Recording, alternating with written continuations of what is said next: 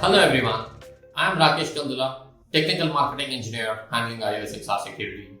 Today, I am going to introduce the new ChipGuard feature that's being onboarded on our NCS 540 small density routers. Before getting into the details of ChipGuard itself, we need to look at two important existing components of every iOS XR router. The first one is a trust anchor module chip that has been part of every iOS XR hardware for the last few years. This acts as an anchor to the entire trust chain of iOS XR. The second one is Cisco Secure Boot that ensures the integrity of the boot process. The moment an iOS XR router is powered up, the trust anchor module chip comes up, validates the microloader, and only then takes the CPU out of reset. This way, the first instruction executed by the CPU is validated for its integrity, and the same process continues for every stage of the boot process till we reach the iOS XR runtime. Now, this kind of a secure boot process anchored inside the hardware chip would have been enough to handle any threats around boot process. But then we thought, can we do more?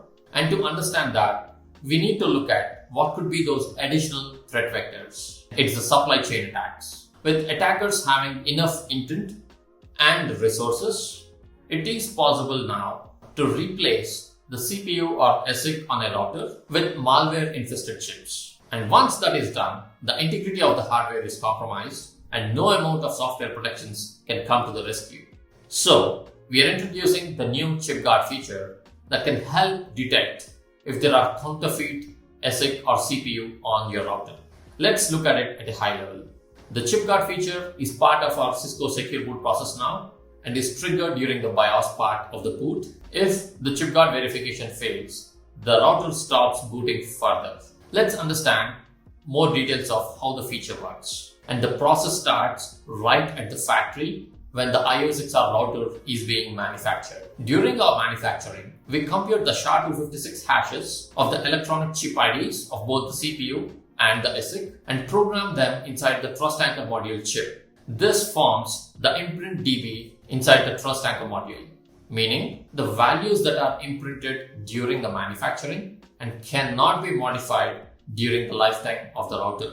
Then, once the router is deployed in the field and is powered up, the ChipGuard feature kicks in during the BIOS. The BIOS recomputes the SHA-256 hashes of the electronic chip IDs again and then creates what is called as an observed DB, meaning the observed values of the hashes when the router is actually running. And then the BIOS compares the hashes fetched from the imprint DB and the observed DB and compares them to make sure they match. If there is a mismatch, it's an indication of a compromise that either the CPU or the ASIC have been changed and the secure boot process halts. The router continues to boot only if both the hashes match. This kind of a ChipGuard feature validation can validate either the CPU or the ASIC or both, depending on the capability of the underlying router.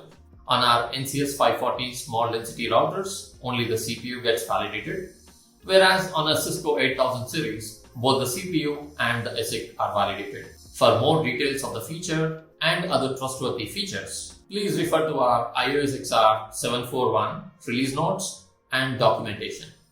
Thank you.